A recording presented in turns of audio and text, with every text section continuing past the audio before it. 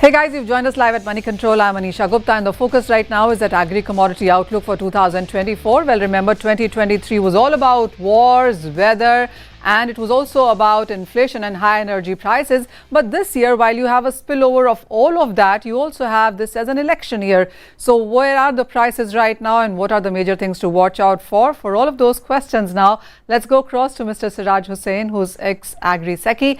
Mr. Hussain, I thank you so much for joining us at Moneycontrol. A very happy New Year to you. But for the agri-commodities, is it going to be a good New Year? I think so far the winter has been quite good, and if the temperature does not rise to unusually high levels in February and March, we should have a record high production of wheat as well as pulses like chana. So that will be good news for Indian agriculture as well as the farmers. Of course, the next kharif depends on the monsoon, so it is premature to say anything about that. Mr. Hussain, about the various measures that the Indian government has been taking, whether it's about export bans starting right from wheat and restrictions on rice, ban also on onion, I mean, that seems to be in conversation right now, but export restrictions on sugar as well. So there have been various steps, and add to that the fact that we are looking at stock limits, stock disclosures being made mandatory. Do you see all of that continuing until the elections are done with? I think they will continue even after the elections. At least for the next 1 year, I do not see any significant reduction in the restrictions which have been imposed.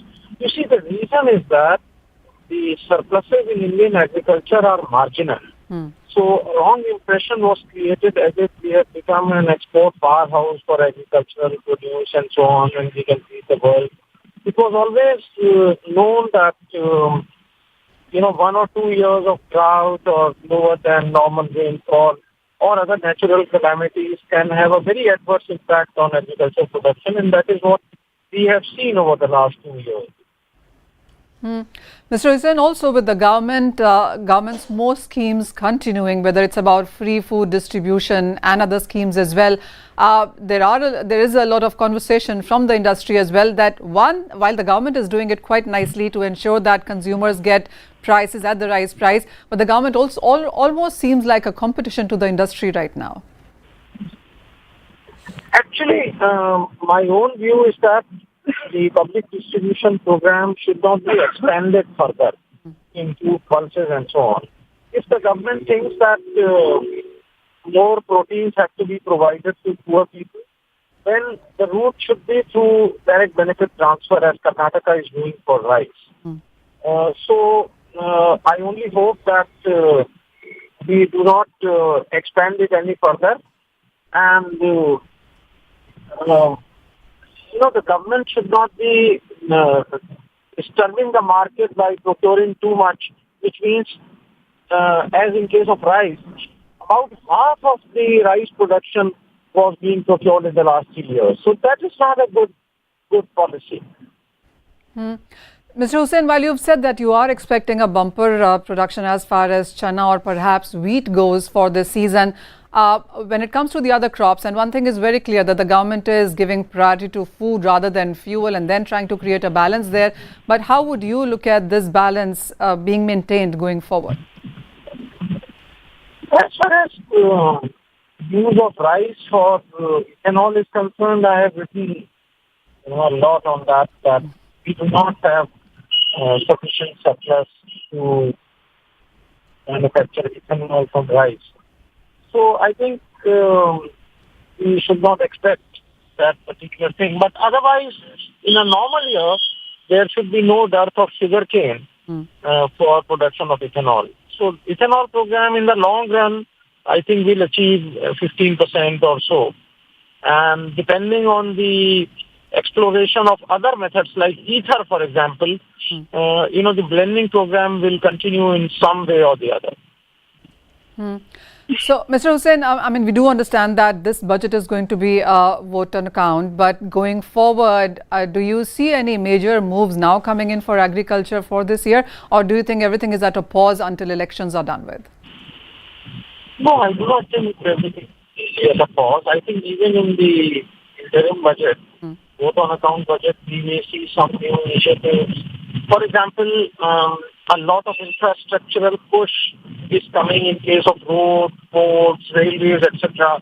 But a similar push in agriculture has not really come, even though we keep talking about the agriculture infrastructure fund, which was nothing but an interest subvention scheme.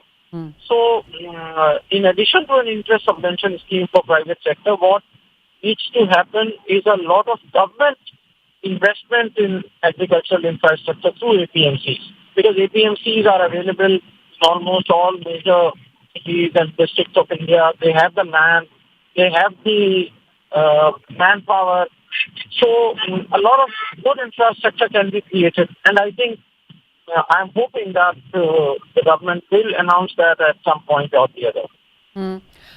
Mr. Hussain, also with what the government is trying to do with pulses, I mean, we did see the Home Minister, Minister Amit Shah, come out today and talk about direct procurement from the farmers on an online portal, which will happen via the government agencies. I mean, these kind of steps, they don't really need a budget as a event for that. Do you see these kind of things continue to happen? I mean, this kind of expansions rather. Actually, there is nothing new in this. The government has been procuring about 2.5 million tons of chana in the last 4 or 5 years. Right. So that is well done. In fact, that is one reason why the production of pulses has increased from about 18 million tons in 2014-15 to about 28 million tons last year. So well done as far as production and procurement of pulses is concerned. But as I said earlier, the government should not be procuring too much. And in any case, as far as chana is concerned, I do not think it will be a good policy to distribute chana through PDS, because once the government starts subsidized distribution, it has not been able to differentiate among the 80 crore people who have the ration cards. We know that many of those people may not be deserving. But, the government policy so far has shied away from owning that list to really deserving. Mr. Hussain, a final question, and this one is on edible oils. While we have seen some months in previous year import record numbers, and our dependency on imported edible oil still stands at a 60-65%. And while we have seen some schemes come through, do you see a further push onto that one in this year? I think we have not received a real push for edible oils, and you can see that in Madhya Pradesh and Rajasthan, the BJP announced a bonus on wheat, which is a major rabi crop, but not on mustard, which is a major oilseed crop in these two states. So obviously the farmers do not have much incentive to grow pulses, and I will not be surprised if going forward this distortion continues. So the words have to be matched with action. And that's what we are hoping that we will see in this year. Mr. Hussain, as always, thank you so much for joining us at Moneycontrol and making sense of what we can expect in agriculture and what this year could look like. Thank you so much.